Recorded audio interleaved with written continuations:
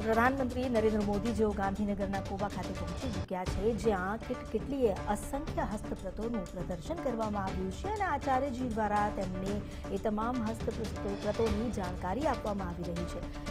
જૈન ધર્મના આચાર્યના અથાગ પ્રયાસોનું પરિણામ છે આ સમ્રાટ સંપ્રતિ સંગ્રહાલય, જેમાં અલગ અલગ પ્રકારના 7 વિભાગમાં અલગ અલગ વિષય અને અલગ અલગ પરંપરાઓનું પ્રદર્શન કરવામાં આવ્યું છે।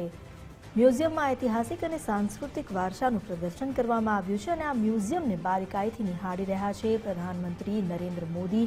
જૈન ધર્મનો જે વારસો રહ્યો છે તેની ઉત્પત્તિથી લઈને અત્યાર સુધીના તેના પડાવ એ તમામનું અહીં પ્રદર્શન મૂકવામાં આવ્યું છે અને એટલું જ નહીં, ઇતિહાસની સાથે આ ઇતિહાસને જાણી શકાય તે માટે તેને અદ્યતન ટેકનોલોજી પણ અહીં સમાવિષ્ટ કરવામાં આવી છે, એટલે તમે ડિજિટલી, ઓડિયો અને વિઝ્યુઅલ માધ્યમથી પણ આ ઇતિહાસના વારસાને જાણી શકો તેવી વ્યવસ્થા અહીં કરવામાં આવી છે।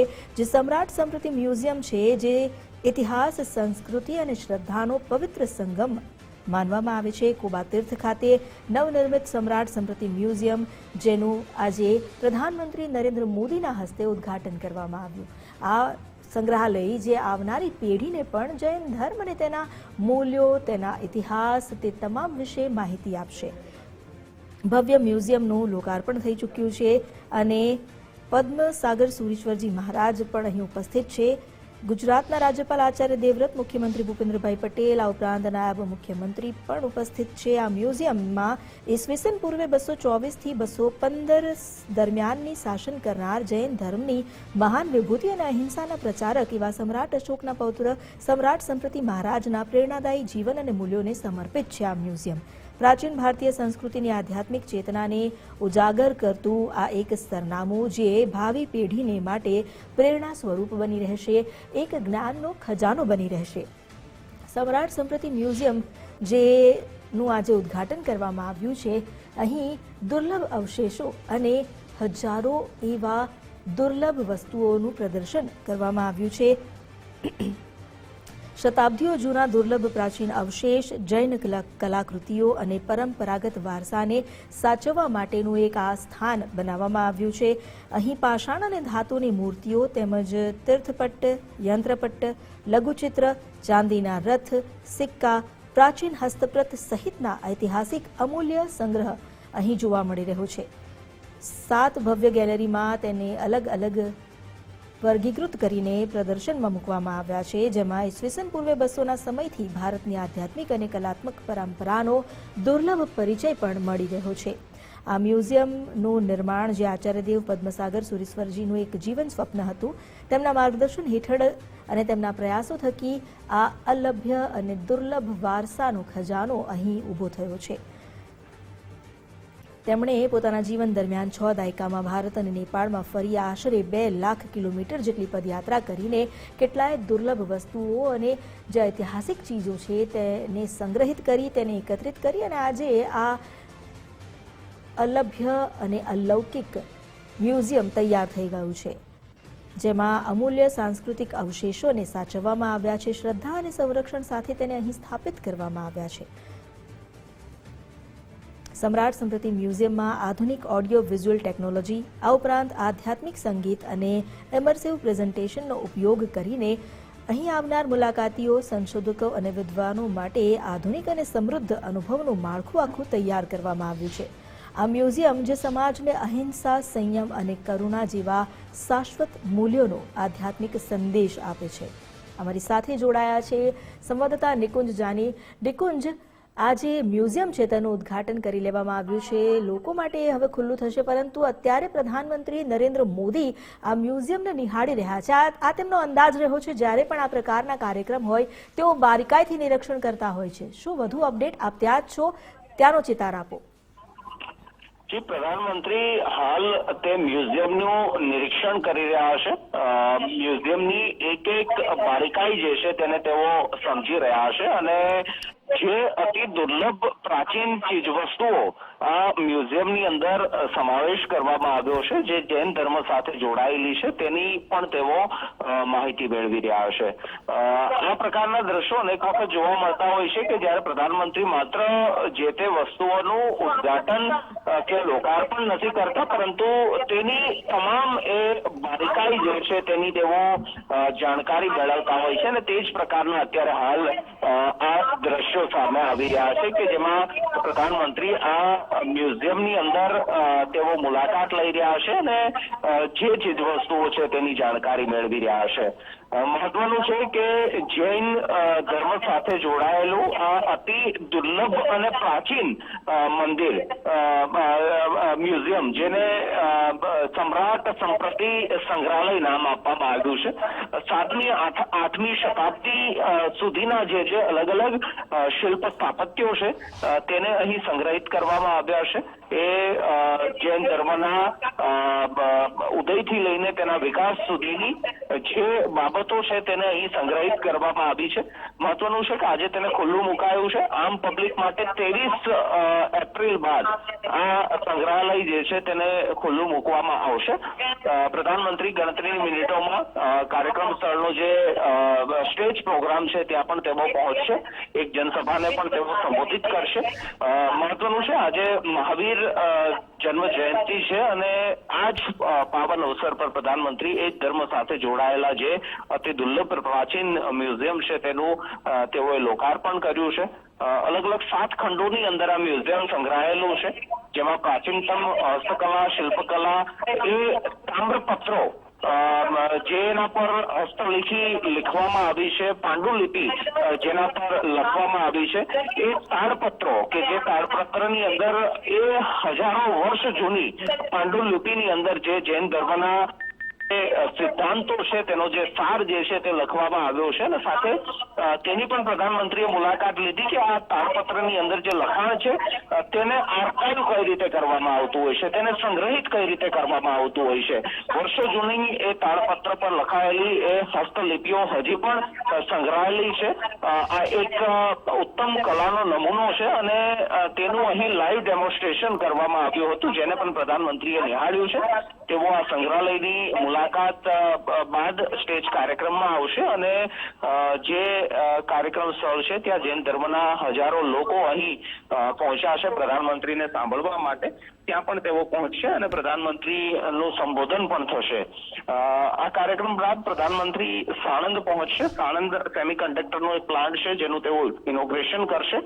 મહત્વનું છે કે છેલ્લા 1 મહિનામાં પ્રધાનમંત્રી આ સતત બીજી વખત સાણંદ ખાતેના બીજા એક સેમિકોન કંપનીનો જે યુનિટ છે તેની તેઓ મુલાકાત માટે આવી રહ્યા હશે અને ભવિષ્યની અંદર સેમિકન્ડક્ટર માઇક્રોચિપ કેટલી મહત્વની છે તેના પરથી સાબિત થાય છે કે સાણંદ તેનું હબ બની રહ્યું છે. અને બીજી એક કંપની જેનું પ્રધાનમંત્રી આજે ઉદ્ઘાટન કરશે અને તેનું પણ મેન્યુફેક્ચરિંગ ટૂંક સમયમાં શરૂ થશે.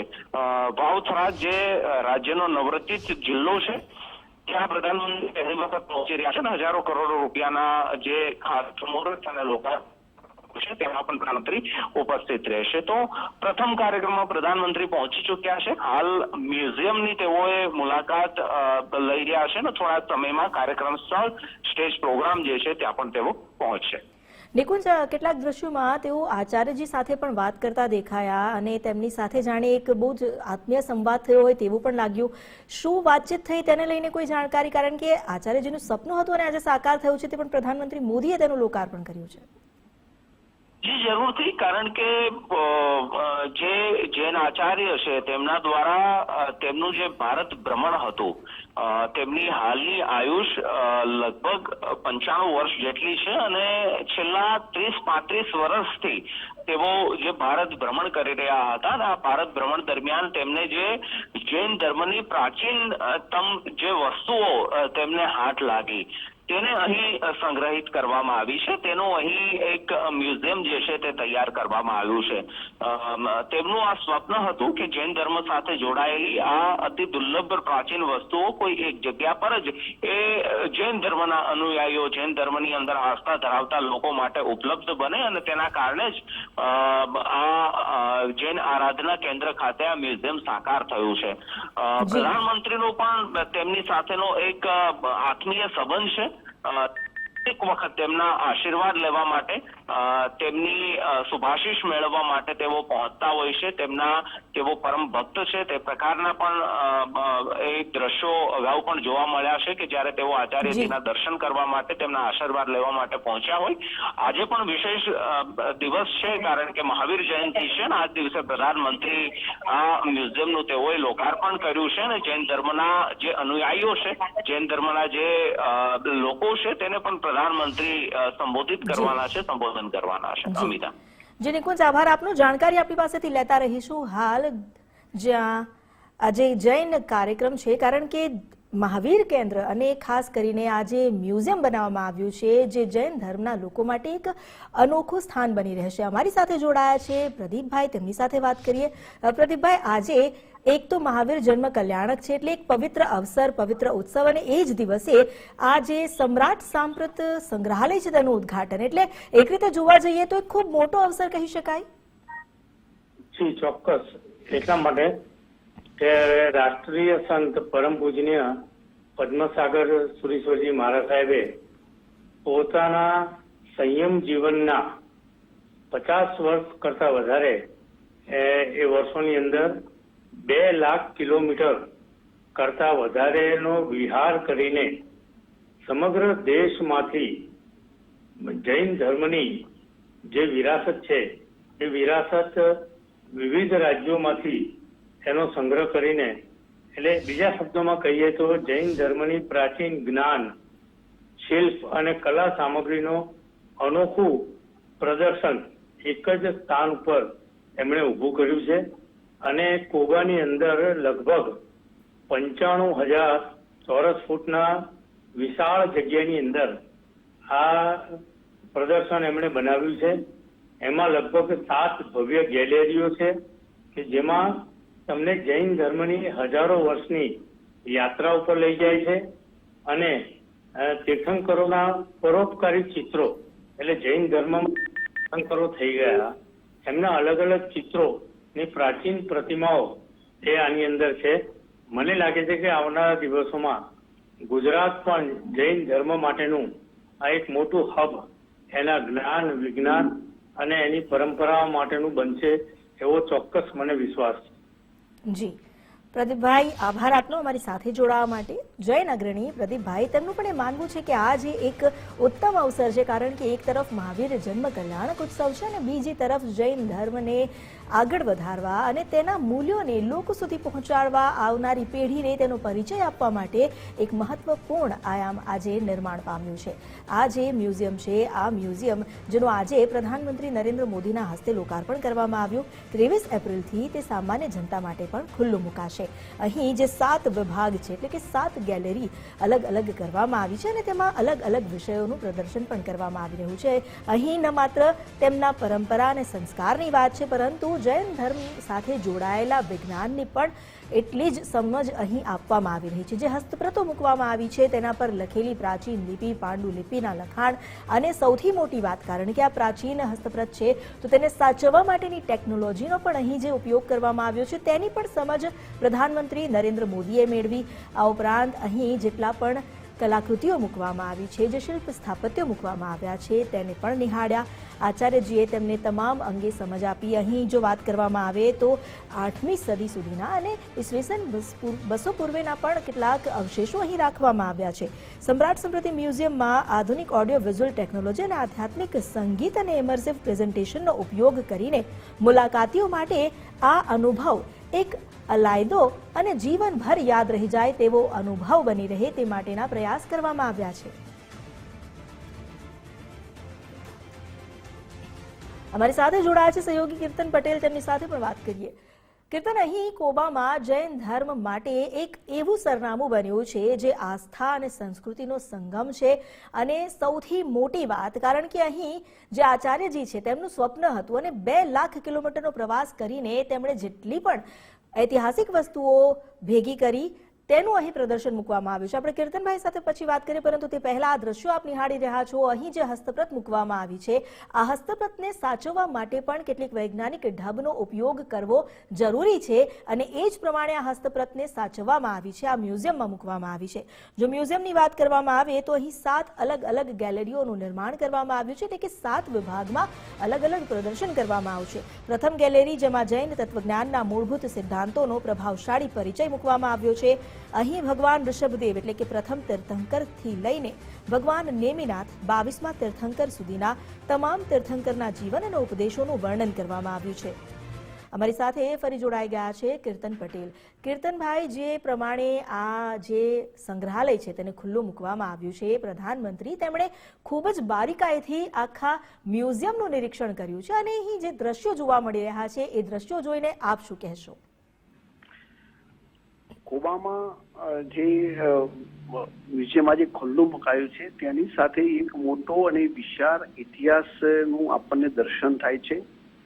જૈન ધર્મની વાત કરવામાં આવે તો ઈસવીસન પૂર્વે 599ની આસપાસ ચૈત્ર સુદ 13ના દિવસે બિહાર રાજ્યના ક્ષત્રિય કુંડમાં રાજા સિદ્ધાર્થ અને રાણી ત્રિશલાના આગને એક અત્યંત તેજસ્વી બાળકનો જન્મ થયો હતો અને પાછળથી આ બાળકનું નામ, જે બાળકનું મૂળ નામ છે એ વર્ધમાન હતું અને આ બાળક પછી આગળ જતા ભગવાન મહાવીરના નામથી તેઓ સમગ્ર દેશમાં અને વિશ્વમાં પ્રચલિત થયા. ભગવાન મહાવીરનો જે જીવનનો સંદેશ છે તે જોવા જઈએ તો પ્રેમ, શાંતિ, કરુણા અને અહિંસા, આ 4 આધાર સ્તંભ ઉપર જે જૈન સંપ્રદાય છે અથવા જે જૈન ધર્મ છે એ આખો ધર્મ ટકેલો છે અને સમગ્ર વિશ્વમાં ભગવાન મહાવીરે પ્રેમ, શાંતિ, કરુણા અને અહિંસાનો સંદેશો ફેલાવ્યો છે. આ ભગવાન મહાવીરનું જો સમગ્ર જીવન જે છે અને એમના જીવનના પ્રસંગો છે એ ઈસવીસન પૂર્વે 599થી લઈને અત્યાર સુધીમાં જેટલા એમના અવશેષો અને એમની પ્રતિકૃતિઓ જે સાચવવામાં આવી છે એને આજે એક મ્યુઝિયમની જગ્યાએ એનું જે પણ વ્યક્તિ છે એ જોઈ શકશે, દર્શન કરી શકશે અને આ ધર્મ કેટલો પુરાણો છે એની માહિતી પણ મેળવી શકશે. અલગ અલગ ભાષાઓમાં આ જે હસ્તપ્રતો છે એ પણ ત્યાં આગળ મૂકવામાં આવી છે અને અલગ અલગ જે એમની મૂર્તિઓ છે એ પણ ત્યાં સાચવવામાં આવી છે. અને જે તે વખતે જે ભાષામાં જૈન ધર્મનું સાહિત્યની રચના થઈ છે એની પ્રતિકૃતિઓ પણ આ જે મ્યુઝિયમ છે એની અંદર જોવા મળે છે. એટલે એવું કહી શકાય કે આ મ્યુઝિયમ એક એવું તૈયાર થઈ રહ્યું છે કે જૈન ધર્મની શરૂઆતથી અત્યાર સુધી કેવા પડાવો આવ્યા છે, તે કેવી ઘટનાઓ અંદર થઈ છે, એ તમામ બાબતો આ મ્યુઝિયમથી આપણને જોવા મળશે. આગળ જો જોવા જઈએ તો જે મહાવીર સ્વામીના 5 અમૂલ્ય સિદ્ધાંતો છે એ સિદ્ધાંતોની આજના સમયમાં ખૂબ જ પ્રસ્તુતતા છે. અહિંસા, સત્ય, અસ્તેય, બ્રહ્મચર્ય અને અપરિગ્રહ, આ 5 જે જૈન ધર્મના મુખ્ય મુદ્દા છે એમાં સૌથી પહેલો મુદ્દો છે અહિંસા. અત્યારે સમગ્ર વિશ્વમાં જ્યારે વિશ્વયુદ્ધ જેવો માહોલ સર્જાયો છે ત્યારે ભગવાન મહાવીરનો જે સિદ્ધાંત છે અહિંસા પરમ ધર્મ, એમ કે વ્યક્તિનો મોટો જે પરમ ધર્મ છે એ અહિંસા છે અને અહિંસાથી જ સમગ્ર જે માનવ જાત છે એ બચી શકશે. એટલે અહિંસાનો સંદેશો આપીને સમગ્ર માનવ જાત અને સમગ્ર જીવસૃષ્ટિ છે એના રક્ષણનો એમને એક સંદેશો આપ્યો છે.